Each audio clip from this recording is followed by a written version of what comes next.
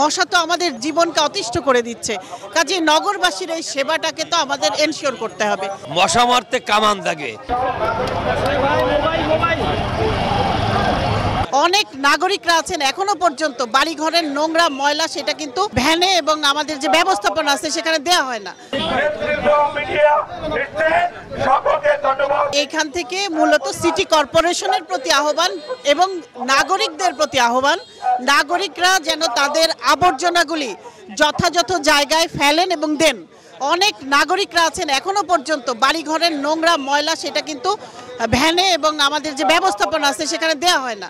টাকার জন্য তারা দেয় না, 100 টাকা বা 50 টাকার জন্য তারা দেয় না। নাগরিকদের এই মানসিকতা থেকে বেরিয়ে আসতে হবে। সিটি কর্পোরেশন থেকে এই উদ্যোগটাকে নিয়মিত করতে হবে।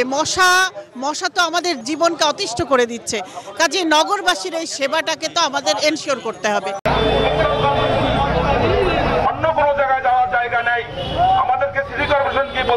যে খুলনা এখন মশার নগরী। আমরা নাগরিক সমাজের পক্ষ থেকে বিভিন্ন সময় কিন্তু দাবি জানিয়েছি, কিন্তু খুলনার যিনি সিটি কর্পোরেশনের প্রশাসক আছে তিনি কিন্তু আসলে তেমন কার্যকরী উদ্যোগ নেয়নি, যে কারণে কিন্তু আমরা আজকে একটা প্রতিবাদ সমাবেশ এখানে করছি। আপনারা দেখছেন যে ধূপ মশার কয়েল নিয়ে কিন্তু আমরা আজকে রাস্তায় নেমেছি।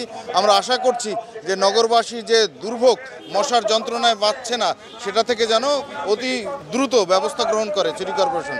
আমরা সেই দাবি জানাচ্ছি আজকে।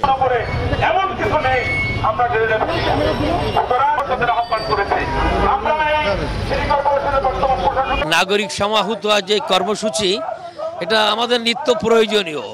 একটা প্রবাদ আছে, মশা মারতে কামান দাগে। মশা না মারলে কি হয়, করুণ পরিণতি মৃত্যু পর্যন্ত চলে যাচ্ছে। আমরা বিভিন্ন অজানা রোগে আক্রান্ত হচ্ছি। যে প্রতিষ্ঠানের যে কর্মচারী কর্মকর্তারা আচ্ছা সততার কথা বলে এই কাজ সম্পাদন করার প্রত্যয় ব্যক্ত করে, একদম ইম্পোর্ট থেকে শুরু করে এই পর্যন্ত এরা সৎ কিনা, সততার দক্ষতার সাথে কাজগুলো করছে কিনা, এগুলো তদারকি করার দরকার বলে আমি মনে করি।